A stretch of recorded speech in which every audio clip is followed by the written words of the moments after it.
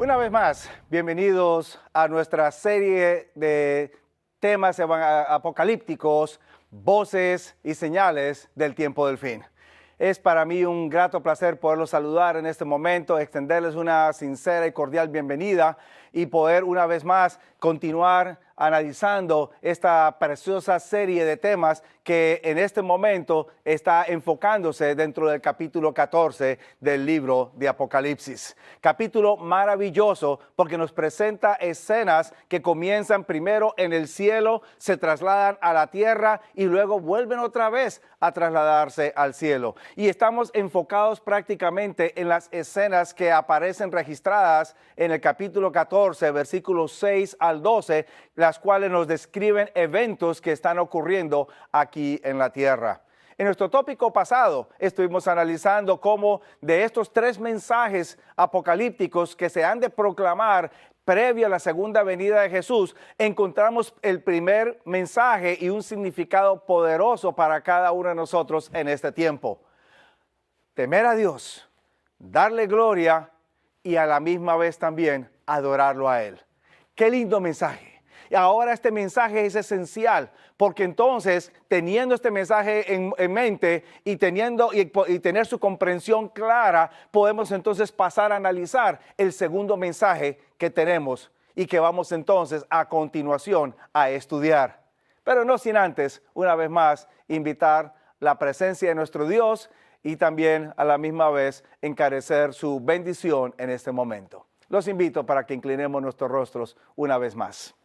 Querido Padre, gracias, muchas gracias te damos porque nos has permitido poder seguir adelante proclamando este mensaje. Un mensaje diáfano, pero a la misma vez esencial, importante que tengamos en cuenta. Señor, estos mensajes no son dados simplemente para entretener, sino también para prepararnos para los eventos que han de venir previo a la venida de tu Hijo amado aquí en la tierra. Una vez más, que tu Santo Espíritu nos ilumine y nos dirija. Bendiciones que te imploramos en el nombre de Jesús. Amén.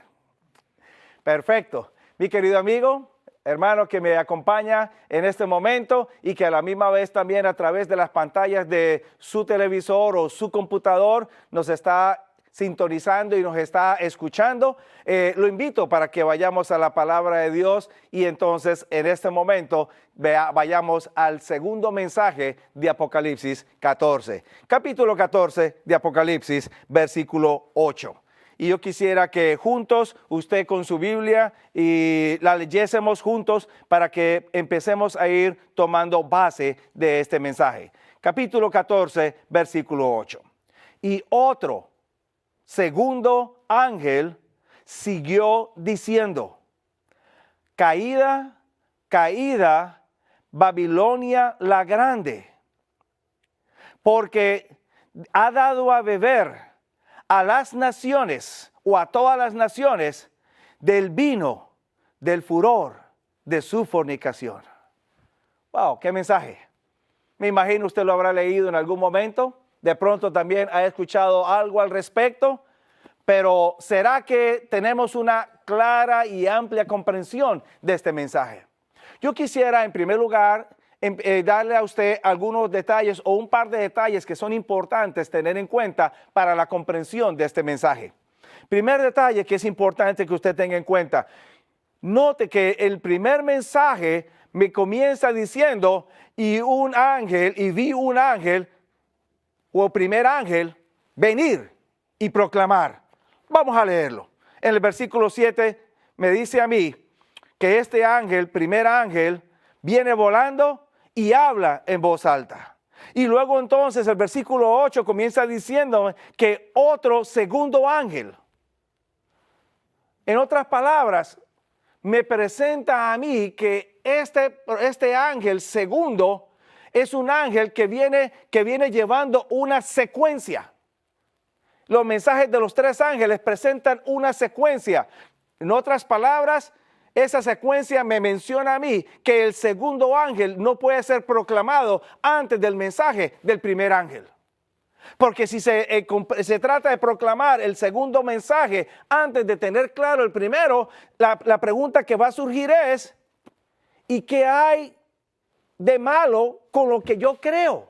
¿Cuál es el problema con mi religión? ¿Por qué está mal adorar a Dios en este día y no en el otro día? Y por eso es importante que usted tenga el mensaje del primer ángel claro. Porque el mensaje del primer ángel le va a decir a usted, hay una distinción en el temor, dar gloria y en la adoración a Dios. Eso es dado en el mensaje del cuarto mandamiento de la ley de Dios. Adorar a Dios y temer a Dios involucra la fidelidad a la observancia de los principios de Dios.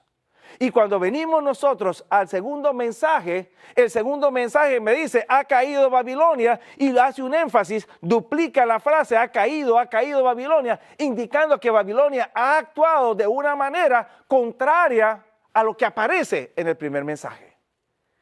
Y entonces ahí usted empieza a darse cuenta, ¿por qué a Dios hay que adorarlo en forma clara y definida y no de cualquier manera? Ahora, para que esto pueda quedar más claro para usted, mi querido amigo que me está viendo desde las pantallas de su hogar, allá en su televisor, en su computador, y ustedes que están aquí presentes también, para que podamos entender un poco mejor esto, sería necesario que vayamos y desglosemos un poco más este segundo mensaje que aparece en Apocalipsis 14, versículo 8. Vuelvo a leer. Y otro segundo ángel le siguió diciendo, caída, caída, Babilonia la grande. Ahora, ha caído, me dice el texto bíblico, porque ha dado a beber a todas las naciones del vino del furor de su fornicación. Tenemos que entender un par de detalles aquí, o al menos un par de detalles. En primer lugar, ¿qué es Babilonia? ¿Qué representa o qué significa esta Babilonia? Porque aquí lo que dice es que ha caído Babilonia. Aquí no dice que ha caído una entidad u otra entidad religiosa, ha caído es Babilonia. ¿Qué es la Babilonia entonces? Y número dos, esta Babilonia cayó porque ha dado vino. ¿Qué representa ese vino? ¿O cuál es el problema con dar vino a todas las naciones?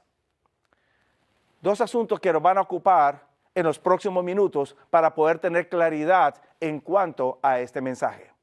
Ahora, una vez más, apliquemos los principios que hemos aprendido acerca de cómo manejar y cómo entender mejor este libro de Apocalipsis. Usted ya ha conocido y ha aplicado de pronto uno que ha sido bastante común. Vamos a tomar el nombre Babilonia y entonces vamos a buscar los inicios de este nombre, su significado, dónde aparece, para poder saber por qué Juan lo menciona aquí. Dicho sea de paso, es la primera ocasión en el libro de Apocalipsis que se menciona el nombre Babilonia. Anteriormente Apocalipsis menciona grande ciudad, pero por primera vez aparece el nombre Babilonia en el capítulo 14. ¿Qué significa Babilonia? ¿Y por qué aparece bajo nombre propio? Por favor, colóquele una marquita, un divisorio en su Biblia, allá en el capítulo 14 de Apocalipsis. No lo pierda. Vamos a ir a otras porciones de la Biblia para tratar de entender mejor este mensaje. Vayamos en primer lugar al libro del Génesis, capítulo 10. Vamos a entender el origen de este término Babilonia. ¿Qué significa Babilonia? El capítulo 10 del libro del Génesis me dice a mí, a partir del versículo 8, el origen de esta ciudad y este nombre. ¿Quién fue su fundador? Versículo 8 me dice, capítulo 10 de Génesis, versículo 8 me dice que Cush engendró a Nimrod. Este comenzó a ser poderoso en la tierra. O sea, un líder fuerte. Y este fue vigoroso cazador delante de Jehová, por lo cual se dice, así como Nimrod, vigoroso cazador delante de Jehová. No sé si usted en algún momento se ha tomado el tiempo de conocer el significado del nombre Nimrod, pero es interesante. Nimrod quiere decir rebelión. O el significado del nombre está conectado con rebelión. ¿Qué nombre para una persona? Rebelión es todo lo que se opone a algo establecido, una norma, un sistema, un gobierno establecido. Así que este Nimrod, que aparece descrito como un hombre poderoso en la tierra y como un vigoroso cazador, es un individuo que ya por nombre maneja cierta forma de pensar. No está conforme con ciertas normas o cierto gobierno establecido, quiere establecer el suyo propio. Y entonces me dice el versículo 10 que efectivamente esto es lo que Nimrod hace. Funda varias ciudades. Y el texto bíblico en el versículo 10 me dice que las llama que son cabeceras, en otras palabras, son ciudades principales, son capitales, las cuales estas conforman un territorio, una nación, un gobierno, dentro de las cuales se encuentra Babel, Erech, Akkad, Calnet, en la tierra de Shinar o en la tierra de Babilonia. Ahora bien, el nombre Babel que usted lee allí es interesante, porque este nombre no le fue colocado directamente en el mismo momento en que fue fundada. Noten ustedes el origen de este nombre. Capítulo 11 del libro del Génesis. Capítulo 11 del libro del Génesis. ¿Cómo se origina esta Babel, cabecera del reino de Nimrod? Me dice la palabra de Dios en el capítulo 11, versículo 1, que toda la tierra en aquella época hablaba una misma lengua y tenía unas mismas palabras. Y entonces me dice a mí que los seguidores de Nimrod partieron del oriente y hallaron un valle o una vega en la tierra de Shinar y asentaron allí. Para aquellos que conocen un poco la historia o la arqueología, el término Shinar es de donde se deriva el nombre que en la actualidad en español se le da de Sumer. Y por eso a los habitantes de esa región se le llama sumerios, porque viene del nombre Shinar o Shinar, el que lo quiera pronunciar en inglés. O sea que son sumerios.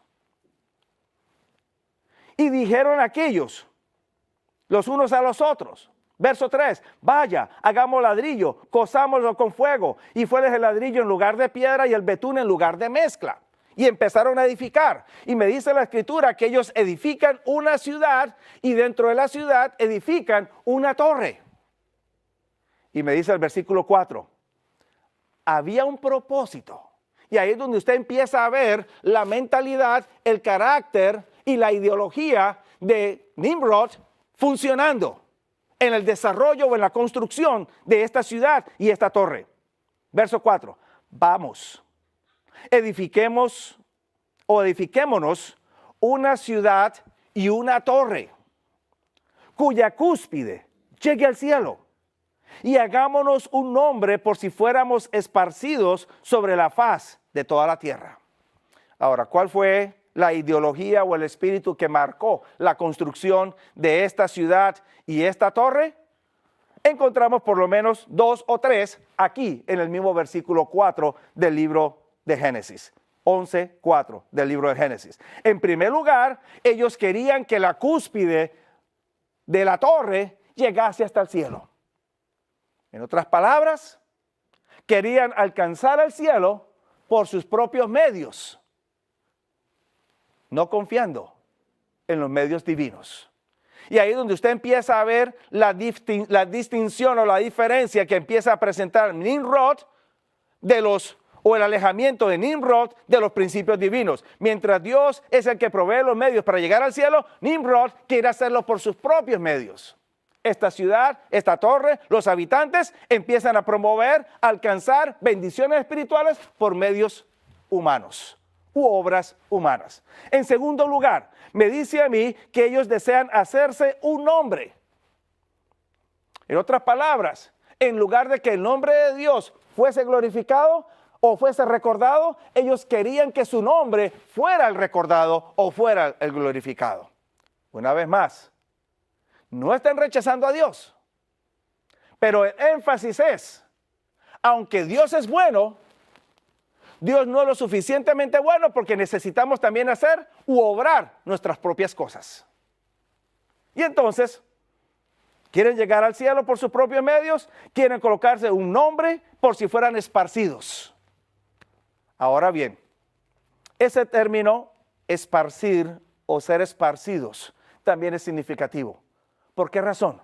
Porque cuando usted va atrás en Génesis al capítulo 9, los primeros 3 versículos, me dice a mí la palabra del Señor, especialmente en el versículo 1, 9:1, me dice la palabra de Dios que el mandato de Dios a Noé no fue conglomerarse en un lugar llamado ciudad o llamado torre. El mandato de Dios a Noé fue fructificad, multiplicad y henchid la tierra. En otras palabras, Dios manda a Noé y a su descendencia para que se rieguen por toda la tierra y no para que se conglomeren en un solo lugar. Lo cual indica claramente una vez más, como un reflejo del significado del nombre Nimrod y la ideología que éste marcaba, Nimrod desafía a Dios y en lugar de esparcirse, se conglomera o se reúne en una ciudad. En otras palabras, usted está empezando a ver que los orígenes de esta ciudad, esta torre y sus constructores, aunque no rechazan directamente a Dios, pero quieren establecer su propio sistema de servir a Dios y de llegar al cielo. Ahora bien, obviamente, usted va a encontrar en el capítulo 11 que Dios reacciona a esta situación. Y a partir del versículo 5 en adelante me dice que Dios desciende para ver lo que están haciendo, encuentra que ellos hablan una misma lengua, nada los va a detener, nada los va a distraer, y luego entonces Dios desciende y confunde las lenguas. Ahora, aquí es donde viene el significado o el inicio del nombre Babel. Verso 9. Verso 9. Por esto fue llamado el nombre de ella, o sea, de la ciudad y de la torre. Por esto fue llamado el nombre de ella Babel. Y luego entonces me dice, porque allí Dios hizo un acto. Confundió Jehová el lenguaje de toda la tierra y desde allí los esparció sobre la faz de toda la tierra.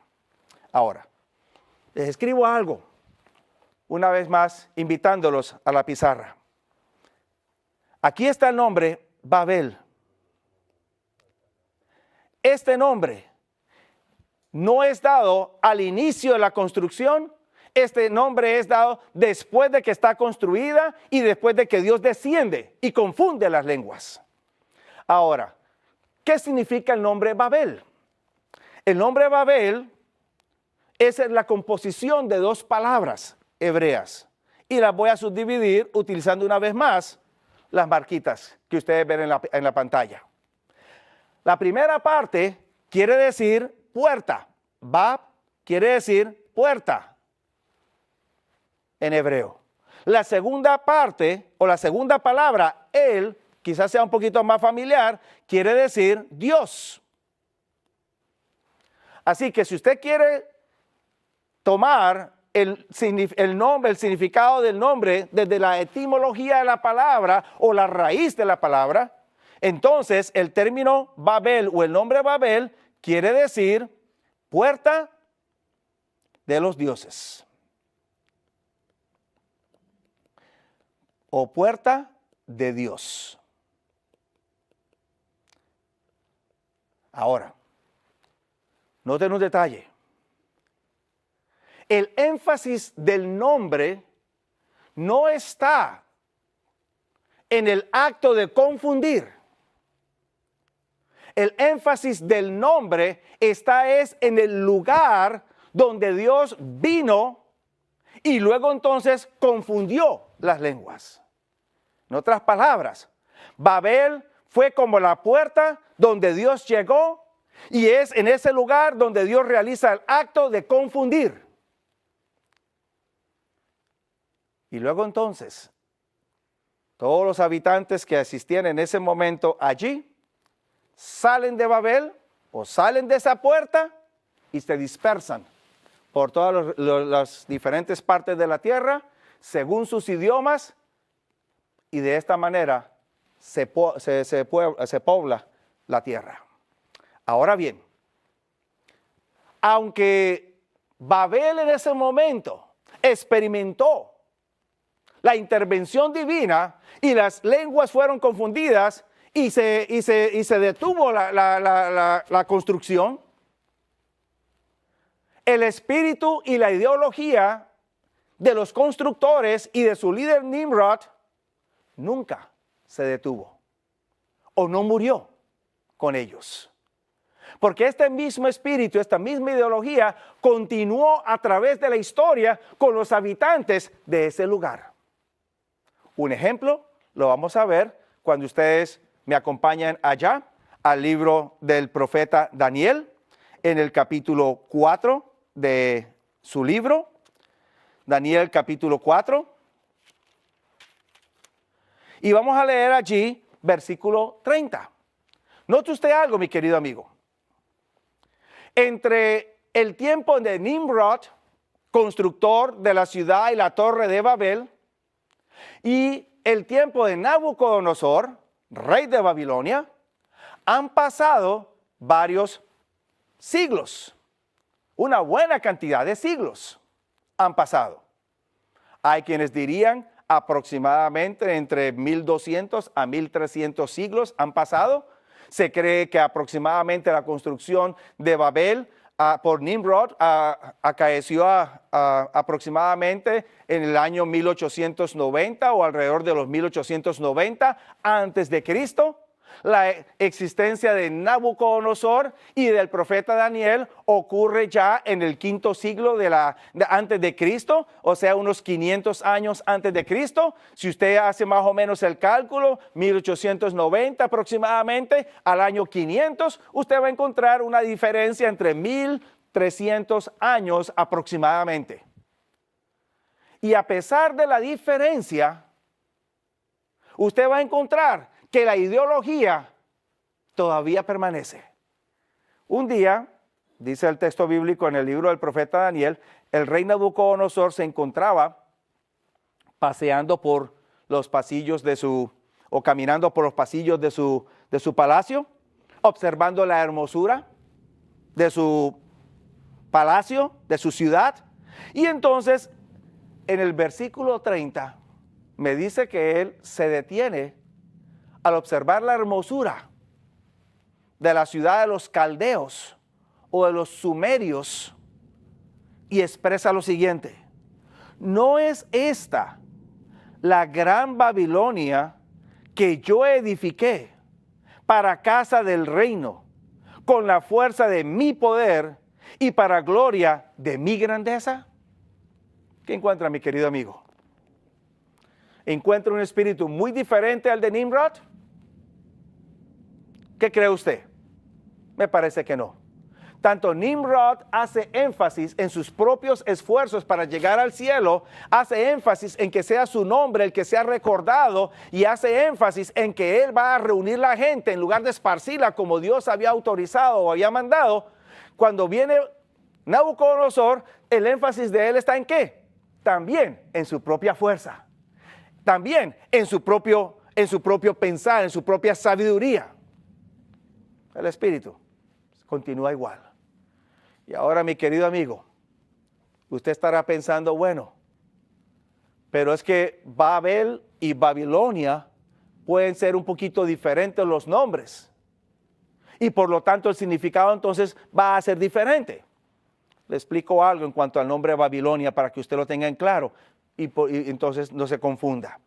El nombre Babilonia, como usted lo lee en el Antiguo Testamento, es un nombre que se deriva de la transliteración que se hace cuando se traduce la Biblia del hebreo al griego.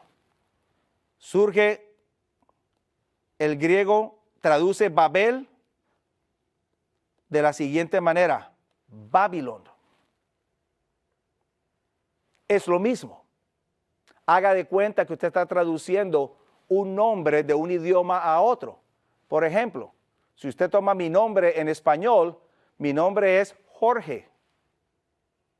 Sin embargo, cuando toma ese nombre y lo quiere traducir al inglés, ya usted no lo va a escribir de igual manera. Ahora usted lo va a escribir de una manera diferente. George o George, si lo quisiera usted pronunciar así, de esa manera. Se escribe diferente. De igual manera sucede con los nombres.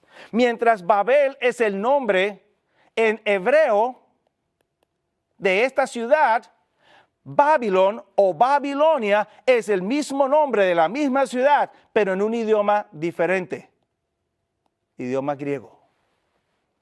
Simplemente, usted estará preguntando, pero el Antiguo Testamento fue escrito en hebreo, no en griego. Correcto, tiene toda la razón. Pero el Antiguo Testamento fue traducido al griego en el año 300 y pico antes de Cristo. Y a esa traducción se le llama la Septuaginta. Y cuando usted y yo tenemos nuestras Biblias en español o también en inglés, cuando esa traducción viene ahora al español o al inglés, lo que hacen nuestros traductores es tomar el término griego Babilón y ponerlo en nuestra Biblia en inglés y ponerlo en nuestra Biblia en español, en lugar de dejarlo Babel a través del Antiguo Testamento. Pero si usted va al hebreo y lee todo el Antiguo Testamento en hebreo, todo el tiempo aparece la palabra Babel, Babel, Babel, Babel. Simplemente que los traductores al español o al inglés o a otros idiomas escogieron tomar la transliteración griega y ponerla en nuestras traducciones en español o en inglés. Pero es lo mismo, puerta de Dios. Ahora bien, esta Babilonia, que mantiene la misma ideología, que es destruida en el tiempo de Nimrod, cuando Dios confunde las lenguas y eventualmente esa ciudad y esa torre decaen. Luego en el tiempo de Nabucodonosor, que ha habido una reconstrucción y vuelve otra vez a ser destruida. Esa ideología, aunque la ciudad física desaparezca, la ideología permanece. Y es por eso entonces que ahora en el Nuevo Testamento reaparece ese nombre. Ahora, ¿qué caracterizó a Babilonia en el Antiguo Testamento? Dos detalles caracterizaron a Babilonia en el Antiguo Testamento.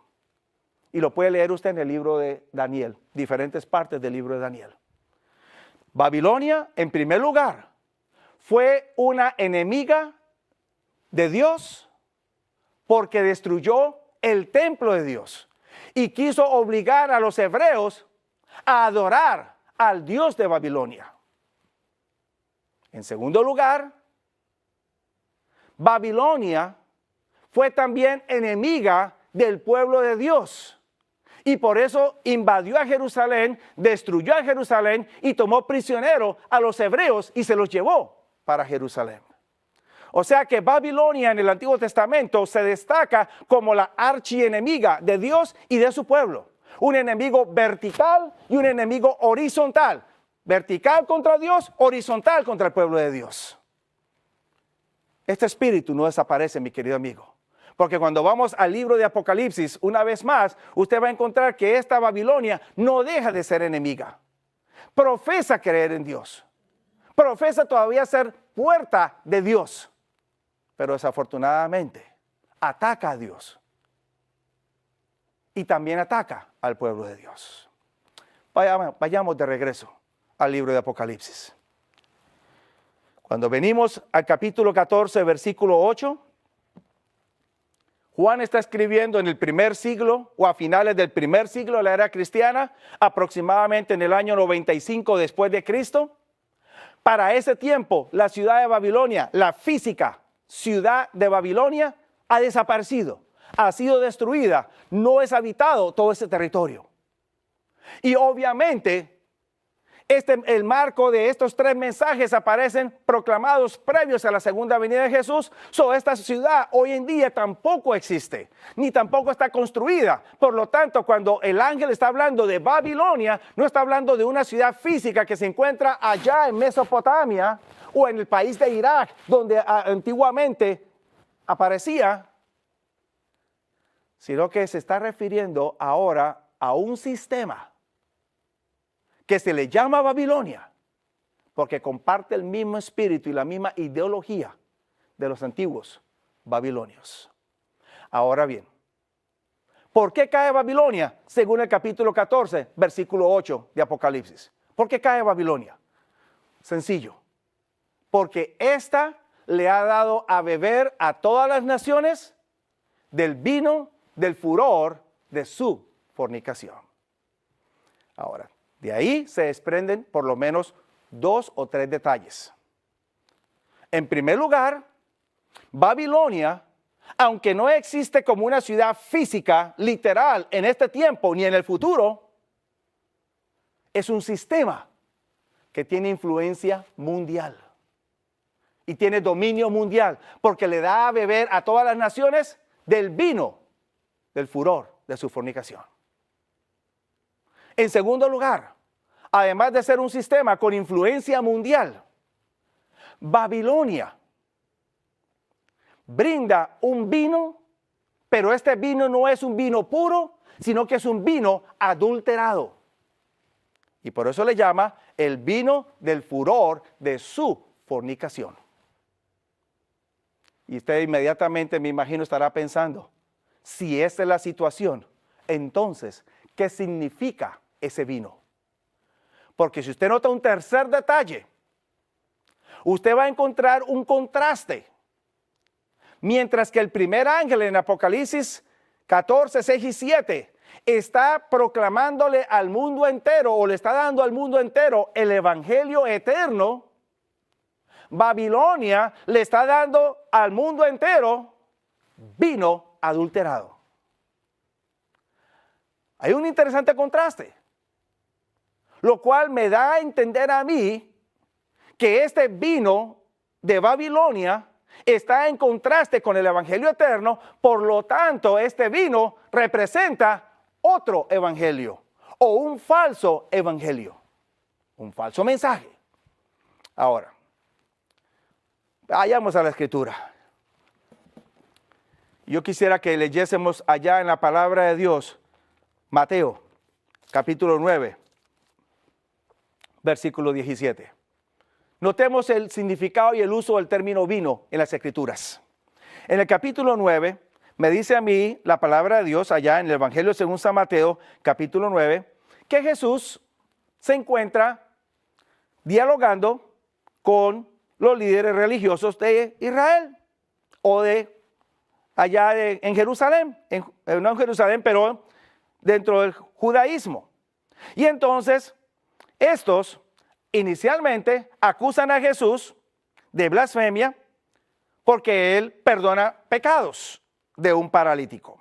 Luego entonces Jesús sale de allí, la gente glorifica a Dios cuando ven al paralítico sanado, etc. Y luego entonces los fariseos en el versículo 11 acusan a los discípulos de Jesús de comer con manos no limpias.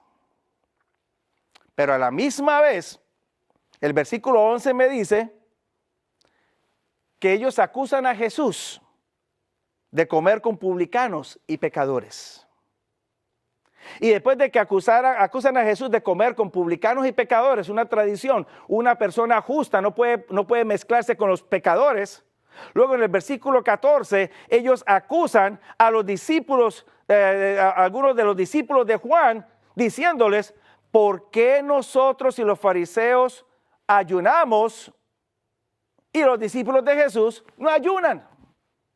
¡Wow! ¡Qué interesante! Y entonces, aquí es donde Jesús les dice a ellos, verso 15, ¿pueden los que son de bodas tener luto entre tanto que el esposo está con ellos? Jesús es el esposo y los que están de bodas son los discípulos. ¿pueden ellos estar de luto en lugar de disfrutar la presencia de Jesús y aprender de Jesús? Luego, verso 16. Nadie echa remiendo de paño recio en vestido viejo. En otras palabras, nadie va a colocar un pedazo de tela nueva en un vestido viejo, porque cuando se cose, el nuevo va a jalar y va a destruir la costura de la tela más vieja.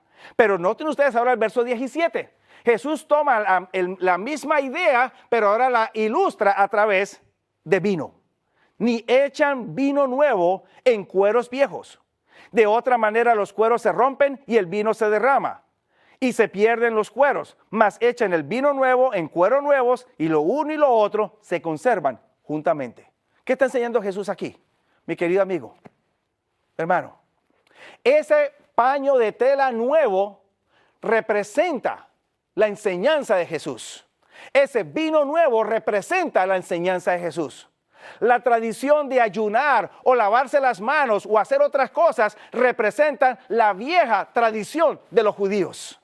Y usted no puede colocar un mensaje nuevo, bueno, sobre una tradición vieja, porque no va a funcionar. Ni tampoco usted va a poder mezclar un vino bueno con una tradición vieja, porque tampoco va a funcionar. Si usted quiere aceptar el Evangelio de Jesús, usted necesita vaciarse de cualquier tradición antigua que usted tenga y llenarse del Evangelio de Jesús, que es vino bueno, vino nuevo, vino fuerte. Mi querido amigo, eso nos da a entender entonces a nosotros que el vino que Babilonia ha dado a las naciones representa la tradición o la instrucción o las creencias, enseñanzas, doctrinas de Babilonia, que son contrarias a las de Dios, que hacen énfasis en el esfuerzo humano de obtener la salvación y que entonces con ellas ha emborrachado, ha embriagado o ha engañado a las naciones de la tierra. Ahora, el otro detalle que me dice a mí es que este vino es adulterado. Vaya notando los detalles, apreciado amigo, porque es muy importante que usted entienda este mensaje. De lo contrario, usted no va a poder entender y no va a poder contestar su propia pregunta. ¿Qué hay de malo con mi creencia? ¿Qué hay de malo con mi religión o con mi iglesia, con mi forma de adorar a Dios? Usted va notando ya una gran diferencia entre el mensaje del primer ángel, adorar a Dios, sirviendo a Dios con sus mandamientos y su santo sábado, o adorar a Babilonia, que mantiene un espíritu de solamente hacer lo que al ser humano le parezca. Ahora bien, entendamos ese vino adulterado, porque ese vino adulterado reaparece una vez más en el libro de Apocalipsis, pero ahora de otra forma o con una nueva entidad. Porque Juan me ayuda a ver que esta ciudad, Babilonia, que ha caído aquí, también Juan la compara con una mujer. Vayamos a verlo en el libro de Apocalipsis, capítulo 17. Libro de Apocalipsis, capítulo 17. Y veamos el versículo 18. Veamos cómo Juan entonces compara que esta ciudad Babilonia es lo mismo que una mujer. En otras palabras, como aprendimos en una conferencia anterior, este sistema Babilonia es un sistema religioso. Porque si lo compara con una mujer y una mujer en profecía representa una iglesia o un sistema religioso, entonces Babilonia es un sistema religioso. No es una entidad política o una entidad secular. Note la comparación. Apocalipsis 17, verso 18. Y la mujer que has visto es la grande ciudad que tiene reino sobre los reyes de la tierra. ¿Cuál es la otra grande ciudad que se menciona en el Apocalipsis? Babilonia. O sea que Babilonia y la mujer son una y la misma cosa. Teniendo entonces esa parte ya clara, ahora procedamos a entender el porqué del vino adulterado. Resulta que a esta mujer, que es lo mismo que Babilonia, se le presenta a Juan de una manera particular, o más bien Dios se la presenta a Juan de una manera particular. en el capítulo 17, me dice a mí, a partir del versículo 1, que Dios llama a Juan y le dice, ven acá, porque te voy a mostrar el juicio. O usted puede encontrar la traducción, la condenación o el juicio de la grande ramera, la que está sentada sobre muchas aguas. Así que entonces, ¿por qué es vino adulterado? Porque este vino tiene como su origen o su fuente una mujer en adulterio o una grande ramera, una mujer que es adulterada. Ahora bien, ¿por qué hace énfasis entonces en la caída de esta ciudad, mi querido amigo? ¿Y por qué es importante que usted preste atención a este mensaje? ¿Por qué ha caído? Cuando usted va entonces al capítulo 17, usted va a encontrar que esta ciudad, en el capítulo 17, o esta mujer, está vestida de una manera particular. Note, por ejemplo, el versículo 4. Y la mujer estaba vestida de púrpura y escarlata o rojo. Y estaba adornada con oro, piedras preciosas y perlas. Tenía también una copa de oro en su mano, llena de abominaciones y de inmundicias o de la inmundicia de su fornicación. ¿Ok? Interesante la vestimenta o la descripción, pero no termina allí. Versículo 5. Me dice que sobre la frente de ella estaba escrito un nombre. Misterio.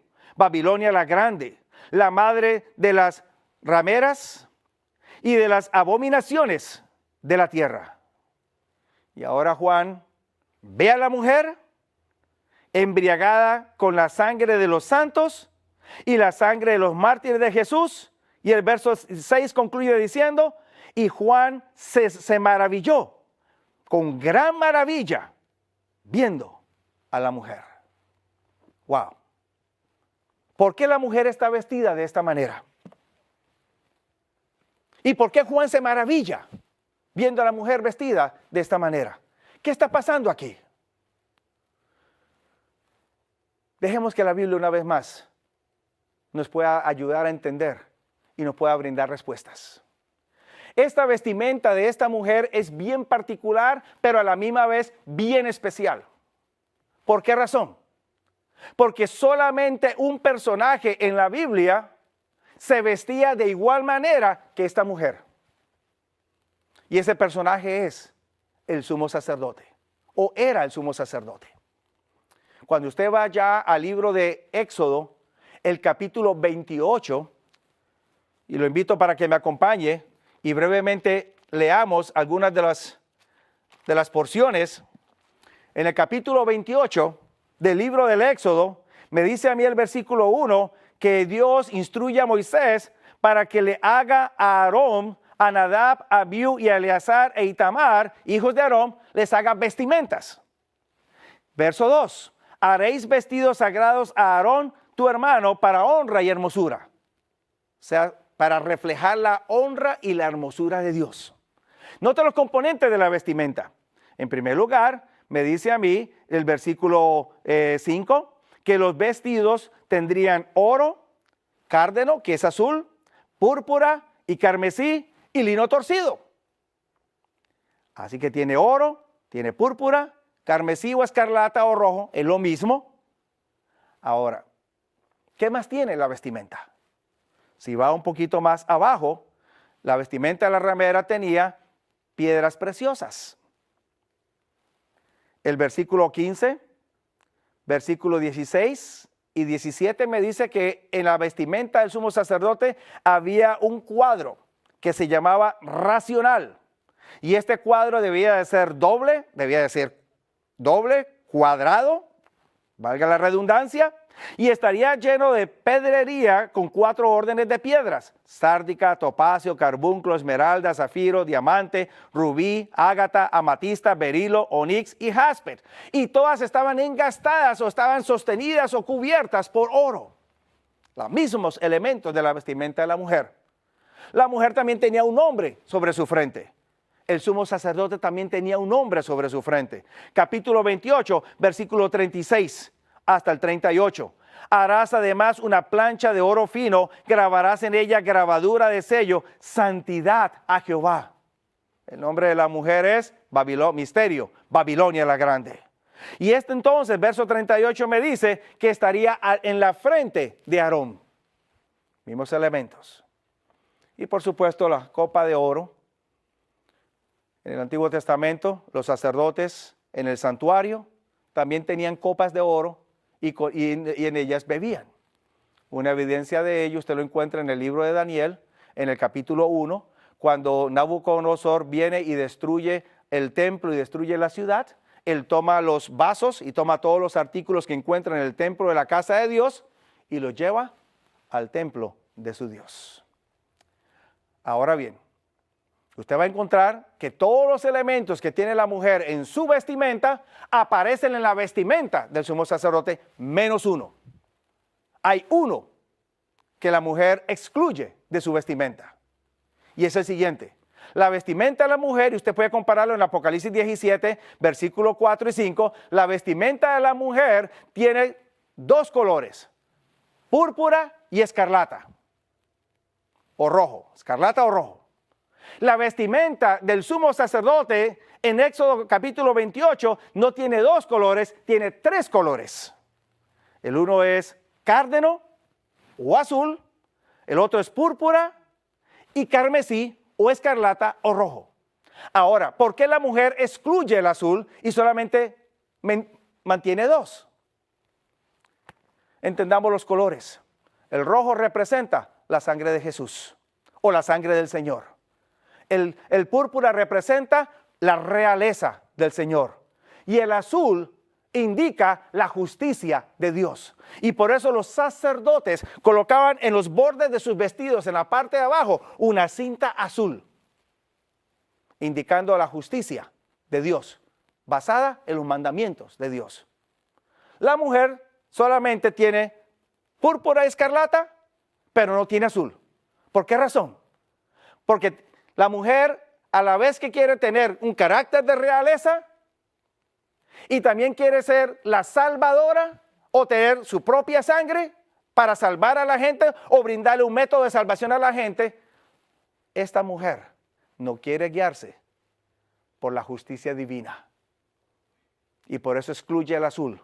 Quiere guiarse por su propia justicia. Ahora bien, volvamos de regreso a Apocalipsis entonces. Cuando vemos esta descripción, encontramos entonces que la mujer que está vestida con púrpura, escarlata, oro, piedras preciosas, y tiene ese nombre y tiene un cáliz de oro, indica que esta mujer está vestida como sumo sacerdote. Ahora, eso es significativo, mi querido amigo, porque quiere decir que este sistema religioso está vestido como sumo sacerdote. Y cuando usted va al Antiguo Testamento y analiza la función de los sacerdotes en el Antiguo Testamento, la función era doble. Una, eran mediadores entre Dios y el pueblo. Y 2, ellos realizaban el juicio en el pueblo, para que entonces el pueblo fuera limpiado por Dios, perdonado por Dios y comenzaran una nueva etapa en sus vidas. La labor del sumo sacerdote ilustraba la labor que Jesús haría en el santuario celestial, allá arriba en el cielo. Y por eso Pablo, allá en el libro de los Hebreos, el capítulo 14, los versículos 14 hasta el 16, lo describen a él como el sumo sacerdote, porque no tenemos un sumo sacerdote. La traducción que aparece en su Biblia en español es sumo pontífice. No sé por qué aparece el término pontífice, pero debe ser mejor traducida como sumo sacerdote. No tenemos un sumo sacerdote que no pueda compadecerse de nuestras debilidades, pero tentado en todo según nuestra semejanza y sin pecado. O sea que para Pablo, Jesús es el cumplimiento de la labor de los sumos sacerdotes del Antiguo Testamento. Y si usted quiere entender el ministerio de Jesús en el cielo, necesita entender lo que realizaron los sacerdotes antiguamente. Así que esta mujer ahora se viste como sumo sacerdote y entonces su deseo es tomar el lugar de Cristo aquí en la tierra. Suplantar el lugar de Cristo aquí en la tierra. Y ahora ella se convierte en la redentora en lugar de dejar que Jesús sea el mediador y el redentor. Una falsificación del evangelio de Dios. No rechaza a Dios, pero agrega un nuevo sistema de salvación. Y por eso es que se presenta bajo el nombre de Babilonia. Porque Babilonia no rechaza a Dios, pero agrega obras humanas o métodos humanos para ser salvo. Lo mismo hace esta mujer. Mi querido amigo, estamos entonces al frente de un sistema que está queriendo suplantar no solamente el ministerio de Jesús en la tierra, sino las funciones que realizaba Jesús, que es ser nuestro mediador y eventualmente nuestro juez y salvador. Pero ahora, ¿de qué manera está suplantando los mensajes de Dios o el evangelio de Dios? Recuerde que esta mujer tenía una copa de oro en sus manos, pero esa copa no estaba vacía, esa copa estaba llena. Según Apocalipsis 14:8, estaba llena de un vino del furor de la fornicación o de su fornicación. O sea, era un vino adulterado o un mensaje adulterado. El capítulo 17 me amplía un poquito más y me especifica más qué tipo de vino es este. ¿O qué tipo de contenido tiene este vino dentro de esta copa? Me dice el capítulo 17 y el versículo 4, que esta copa de oro que tenía ella en su mano estaba llena de las abominaciones y las inmundicias de su fornicación. Ahora, ¿cómo hacemos para entender el término abominación o inmundicia? ¿Sí? Usted tiene toda la razón. Tome su concordancia, este precioso libro que le va a usted a colocar en forma de listado todas las palabras que aparecen en la Biblia y le va a agregar todos los versículos donde ellas aparecen. Si usted tiene ese libro, formidable, empléelo. Ese es su mejor guía para poder usted entender, encontrar el uso de todas estas palabras. Vaya al Antiguo Testamento, busque la palabra abominación y mire cómo esa palabra ha sido utilizada en el Antiguo Testamento. De pronto, en calidad de maestro, si me permite, les dejo una pequeña asignatura. ¿Por qué usted no toma una concordancia en su hogar y busque todos los lugares donde aparece la palabra abominación? Se va a sorprender, se va a maravillar de los resultados que va a encontrar. Le voy a dar solamente 2 o 3 ejemplos nada más para que usted tenga una idea. Cuando usted va al libro de Deuteronomio, capítulo 18, usted va a encontrar que Dios le prohíbe al pueblo de Dios consultar a los muertos, consultar a los hechiceros, consultar a los parapsicólogos, a todo este tipo de forma de adivinación. Y luego él dice, porque es abominación a Jehová. Ahora, ¿por qué es abominación a Jehová? Consultar a los adivinos, a los hechiceros, a todos los que consultan a los muertos, etcétera, toda forma de adivinación o hechicería. ¿Por qué razón? Porque esto tiene un fundamento. La hechicería o la adivinación tiene que ver con consultar a otros que posiblemente o supuestamente han muerto ya. Y eso implica entonces que usted va a creer que el alma todavía sigue viva, aunque el cuerpo haya muerto. Y de esa manera está apoyando la inmortalidad del alma. Este es un sistema que enseña que no hay problema con la inmortalidad del alma y que no hay problema con consultar diferentes formas para obtener otras informaciones, además de Dios. En segundo lugar, si usted, por ejemplo, va al libro de Isaías, en el capítulo 66, usted va a encontrar en Isaías 66 que se describe la venida del Señor como con llama de fuego. Y entonces va a destruir, y dice la palabra de Dios allá en Isaías, que va a destruir a los que están en los huertos, uno tras otro, y también a los que comen ratón, cerdo y abominación. Lo cual indica que el comer carnes no autorizadas por Dios es también una abominación. Y dentro de ella se menciona específicamente comida o carne de cerdo. Mi querido amigo, cuando usted lee también el libro de Ezequiel, capítulo 23 y otros más dentro del mismo libro de Ezequiel, violar el sábado es abominación a Jehová. Así que este sistema denominado Babilonia, representado por una mujer ramera, y que le da al mundo entero a beber del cáliz de su fornicación, está enseñándole al mundo entero: no hay necesidad de guardar el sábado cuando podemos observar otro día de la semana, llámese domingo. No hay necesidad de nosotros privarnos de comer diferentes tipos de comidas, cuando también podemos comer cerdo y otras cosas que, aunque sean deliciosas al paladar, Dios las considera una abominación y no son buenas para la salud del cuerpo humano. Consultar a los muertos, etc. Volvamos a Apocalipsis 14, versículo 8 entonces. ¿Por qué ha caído este sistema, mi querido amigo? ¿Por qué ha caído Babilonia? Porque esta Babilonia o esta mujer, un sistema religioso que ha surgido en la tierra, ha enseñado al mundo un evangelio diferente al de Dios. Y por eso entonces todo sistema religioso, toda iglesia o todo cuerpo religioso al cual usted pertenezca o con el cual usted se identifique, que enseñe que no importa ir a la iglesia en otro día, no importa no guardar la ley de Dios, eso fue clavado en la cruz, no importa lo que se come, después de que sea para gloria de Dios, no importa lo que se coma, o no importa si yo consulto a los adivinos, a los hechiceros, o si todavía creo en consultar a los muertos, la inmortalidad del alma. Todo sistema religioso que le esté enseñando a usted, todos estos elementos, es un sistema babilonio, y del cual usted necesita salir. Y Dios lo está llamando en este momento. Este mensaje no es casualidad. Este mensaje es providencia divina.